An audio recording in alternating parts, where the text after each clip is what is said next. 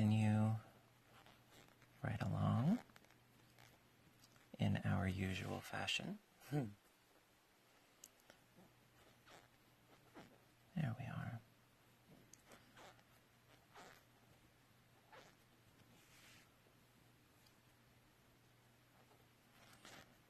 So tell me all, what have you been reading? Always love hearing from you. You know, any fabulous movies you've seen lately? Don't want this to be an entirely one-sided conversation. You know, let me know in the comments. You know, let me know what it is that you're doing.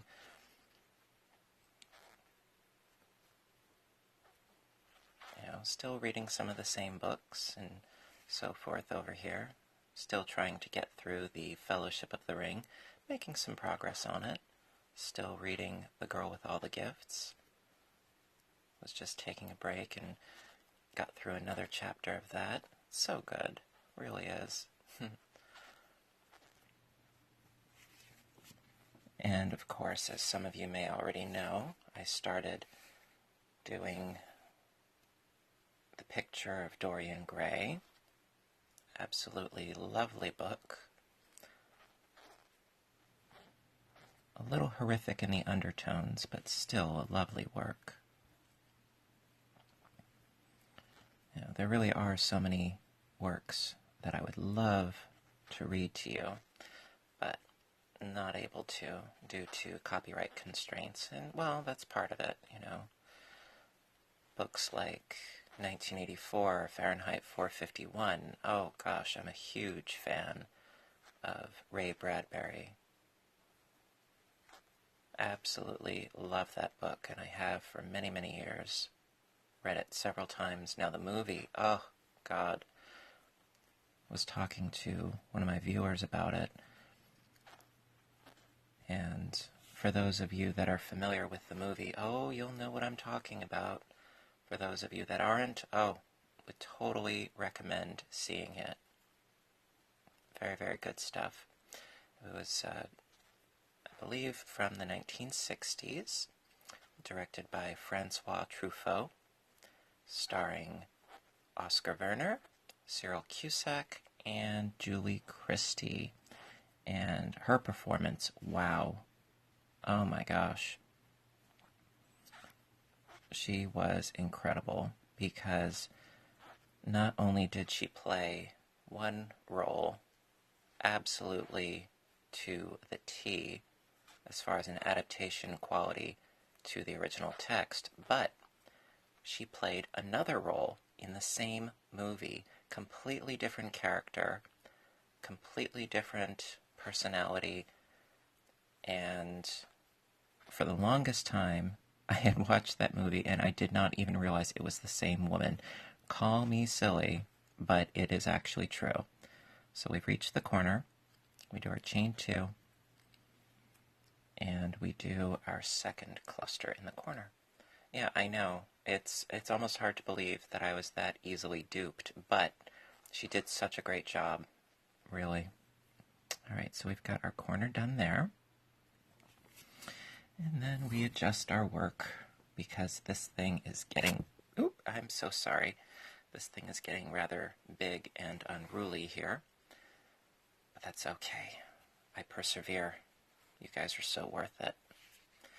So yeah, really, really good movie. For those of you that are not familiar with the story, basically takes place in a future where reading and books completely illegal, outlawed, banned. And to somebody like me, that's a terrifying notion. And society has become essentially dumbed down and very homogeneous, which is, unfortunately, you can look around and see examples of that every day, and that, of course, is scary and disheartening, but that's one of the reasons why I, in my own way, do my audiobook readings, because even if a person is not going to read it with their eyes, well, then you know what, they can read it with their ears. Any way that the information can get out there and be conveyed to others, hey, to me, that's worth it. the form of delivery does not necessarily have to be the same, but as long as it gets delivered, signed, sealed, and delivered,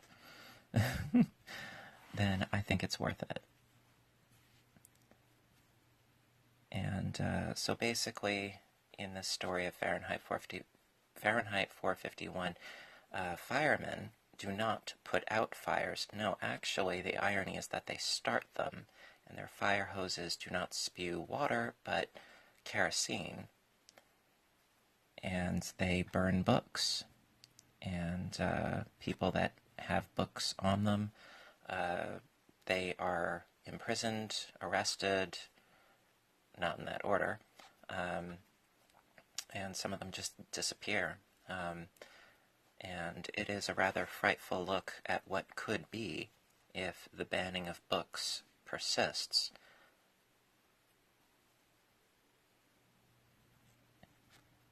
And so Julie Christie, her character, well, characters, not only does she play the wife of the protagonist, Guy Montag, played by Oscar Werner, who is a fireman. Not only does she play his wife, but she also plays a young woman who lives in the neighborhood who is secretly a person who loves books. And, it's really, really quite well done, the entire thing, I really must say. And if I did not think that it was worthwhile, I would not be rambling on quite so long about it. Life's too short for that. And so, there's this one part in the movie. It takes place at the very, very, very end. And it always makes me well up and gets me all emotional, and I always cry every time I see it because it's so beautiful, poignant, and sad, all at the same time. Alright, so we've reached past the halfway mark on the second row of the square, well, the second side of the square, excuse me. My semantics are a bit off. But it's also very reminiscent of a lot of other books that involve the idea of dystopia in the future. Trying to make a perfect world, and, well, by trying to make something perfect, it often becomes imperfect. You can't force perfection, and that is actually something that I try to stress to a lot of people who are self-proclaimed perfectionists. And it's something that, everybody I think should keep in mind, that perfection is ultimately unattainable. Something that's completely flawless. However, excellence, now that is something that one can actually attain, regardless of what it is, whether it's how they can cook a meal or read a good bedtime story to a small child, or, you can be excellent at something, sure, why not? But perfection, well, that's a bit of a ephemeral thing, a bit of a fleeting thing that, it's not very attainable. So I say, strive for excellence. Because in trying to create these perfect worlds, excusez-moi, my dears. In trying to create these perfect worlds, well, there's usually some sort of inevitable flaw just underneath the surface, or sometimes it's far more blatant. Another really good example is a story called Harrison Bergeron. Now, I do not recall the author of the story, but it was also made into a movie with Sean Astin, I believe. And that, too, it's another dystopian kind of situation where society believes that people are not created equal. However, they can be forced to be made equal. It's a rather scary notion. So it's sort of a reinforcer that mediocrity is the way to maintain order. If certain people are better than others, well, then there's going to be unrest. It's a scary notion. All right, so we're in the corner again. We chain 2 after we did that cluster, and we do another cluster into that same space right in there. Ta-da! Oh, we're getting along, my dears. We are most certainly getting along. Let me adjust my stuffs here. Alright, so this row and one more. Well, this side and one more side, and then we'll be golden for this video. So, yeah, with Harrison Bergeron, as I was saying, that since people aren't created equal, well, they're forced to be equal. And so if you have, say, somebody who is a really good dancer or a really good athlete, well, they will deliberately handicap them so that they're as good as everybody else. Or if you're really smart, and you have a remarkable intellectual capacity, well, then you're forced to wear a headband that will send a loud, shrieking sound through your head every time that you have some sort of deep thought, so that you can't maintain that thought. It's dark, but don't be surprised if things like that might happen. I'm not trying to be morbid by any means. Oh, no. It's just the basis of fiction quite often becomes fact. If you look at some aspects of certain works of fiction, especially science fiction, things do become a reality. If you look at, say, old Star Trek episodes, I've seen some of them. I'm not by any means what one would call a Trekkie, although I have seen some of the original old seasons with Leonard Nimoy and so forth. And they have the tricorder. Well, you know what? That's not very far off from a smartphone. The communicators and the tricorders and that sort of thing, they're essentially little smartphones, except that was done back in the 60s, and, well, the basis of fantasy can become a reality. Usually it's much more of a tangible notion as far as technology is concerned. Certain things, of course, are physically impossible, like,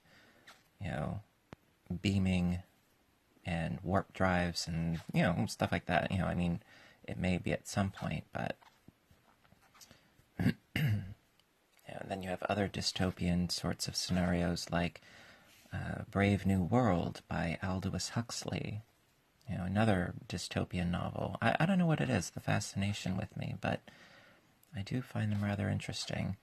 In that one, people are not born, they are decanted and cloned, and everybody has a purpose within society according to a genetic caste system. If you are genetically perfect because you were engineered that way, well, then you are an alpha, and you are, an executive, and you wear black, and you're at the top of the social pecking order.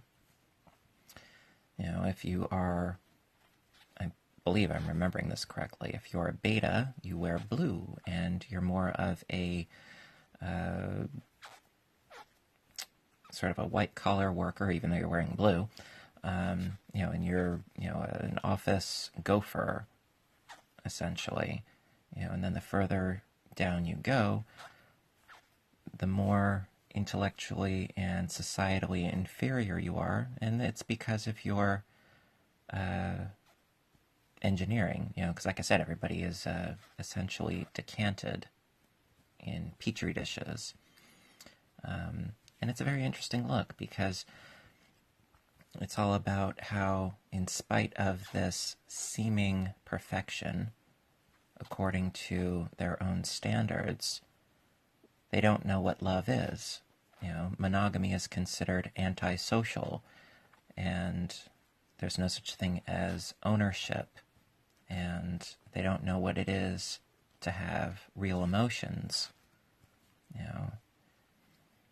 And I think I've said this before, that, paraphrasing of Nietzsche, Friedrich Nietzsche, the philosopher, and he was basically espousing how if you want to reduce your capacity for feeling pain, well, then you're going to have to do the same thing for your capacity for feeling happiness. And you can reach an equilibrium, where you don't feel any pain. Well, then likewise, you won't feel any pleasure. You won't be able to be happy. And at that point, you reach a point of stasis, and you might as well be a statue. And yes, I am totally paraphrasing and expounding upon an idea that was much more succinctly said. In fact, I think it was a quotation from his book, The Gay Science. Yes, existentialism is a rather interesting topic, but I didn't follow it very deeply. All right, and we're almost done with this side. My goodness gracious me. So exciting. We chain 2. And, oh my gosh. We are so close, my dears. And then, after this edge, we can then start a new section of triangles. And the reason why I'm doing this video right now is because I have received a number of comments from you saying that you wanted me to continue, and I could have very easily just said, all right, well, here's a link in the description box going to a previous video where I did these 2 rounds. Yeah, I could have done that, sure. That would have been rather easy, and whether or not you are even watching this, or if you are, hey, I don't know. For those of you that are still watching, again, hey, thank you. But yeah, I listened to your comments, and it was suggested that I keep doing this, and I'm trying to do it right, and I'm trying to be faithful to the notion of doing a complete crochet along every step of the way. And of course, if you guys want me to continue and to do the next set of triangles, then I'll do it, because this blanket is not finished by any means. This might make a good lap blanket at the current size that it is, but it needs more work, definitely. If it's like a car seat blanket or a lap blanket, that sort of thing, then yeah, I'm done. But no, I like this to be a bit more substantial, at least a nice throw size. That's just my personal preference. To each their own. Granted, you can make this a rather small piece and just put it on your table, and there you go. But if you guys want me to, I will continue doing this series. I have no objections because I rather like doing this. I think it's fun.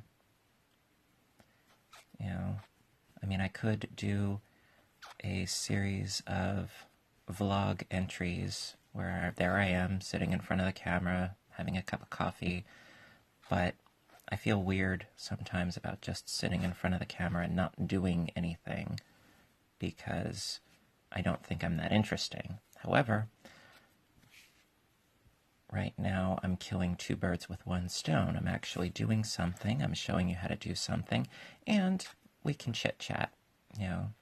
So I feel it's a bit more productive, and that's one of the things that I do value, being constructive. And we are almost done with this edge. Oh, just a little bit more to go. I'm all excited because, as I've said earlier in this video, I would like to showcase some of the work that you guys have shown me, and I couldn't be happier. Really beautiful, beautiful work, and you guys deserve recognition too. So at the end of this, I'm going to pop up a little slideshow for all of you, and I hope that you like it very, very much, because I certainly do. And of course, you know, if you like this video, you know, please hit the like button. You know, if you don't, you know, well, that's okay too. You know, if you don't, let me know why. You know, am I that boring? You know, throughout this process, my skin has become a little bit thicker, and I'm doing my best to accept constructive criticism better than I have in the past. It's a work in progress, like most things. I'm very sensitive, I admit, but we keep forging ahead, right? There we are. And of course, if you haven't subscribed already, you know, feel free to, because as you can see, based on my uploaded videos, I try to post as often as I can. It's fun, you know, gives me something to do, something to look forward to, and I hope that you guys feel the same way. Oh, we're so close. Woo. It's always so exciting. Absolutely love this. All right. And of course, you know, you can find me on Facebook through my community page under Fiber Spider. And you can find me on Instagram, same name, Fiber Spider. And I love hearing from you guys and seeing your work and everything that you're doing. And, you know, like I always say, knowledge is power, but sharing is caring. So let's all share together, shall we? All right, and just a few more. Woo. Oh, this is so exciting. It always gets me. All right, so we are done with our 2 rounds around the perimeter, and we just do our slip stitch as we've done before, like so. Can you feel it? I can feel it. Ta-da! There we go. Yay! And snip. It's a fabulous thing. All right. Oh, awesome. And we have a beautiful edge, and we're gonna, you know, start in again, you know, but like I said, you know, if you guys would like me to do a continuation of this series, let me know, you know, and I will oblige you, because that's what I do.